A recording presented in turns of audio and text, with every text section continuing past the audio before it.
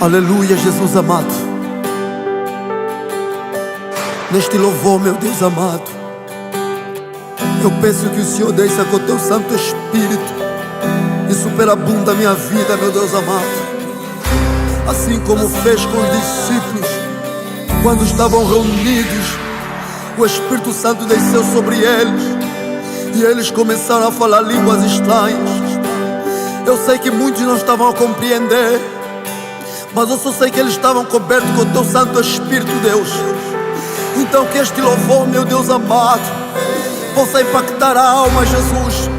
Que este louvor, meu Deus amado, possa transformar vidas, Jesus. Enche-nos, Pai, enche-nos, Jesus.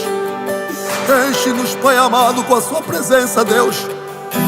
Enche, Pai amado, com o teu Espírito Santo. Enche, Senhor, a tua igreja, Pai. Enche, Senhor, a tua igreja, meu Deus amado, e superabunda a tua graça, meu Deus. Espírito Santo, Espírito Santo,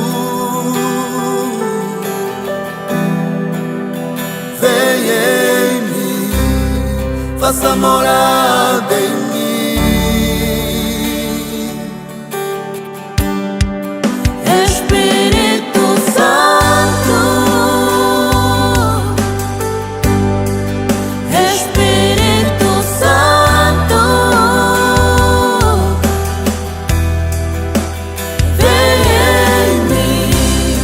Faça morada em mim.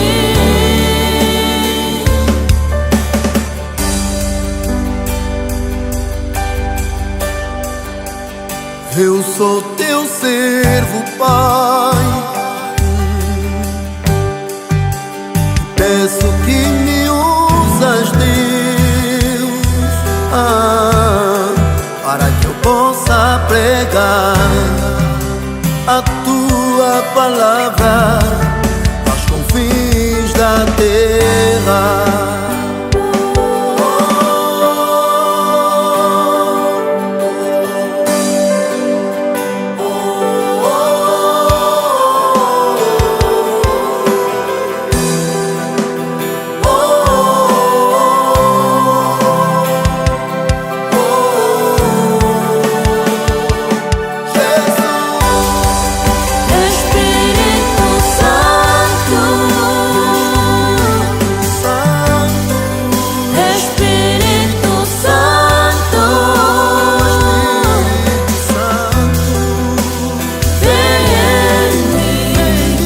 Faça morada em mim.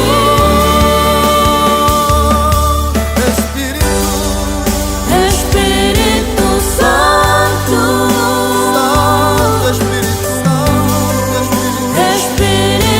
Santo, vem em mim, faça morada.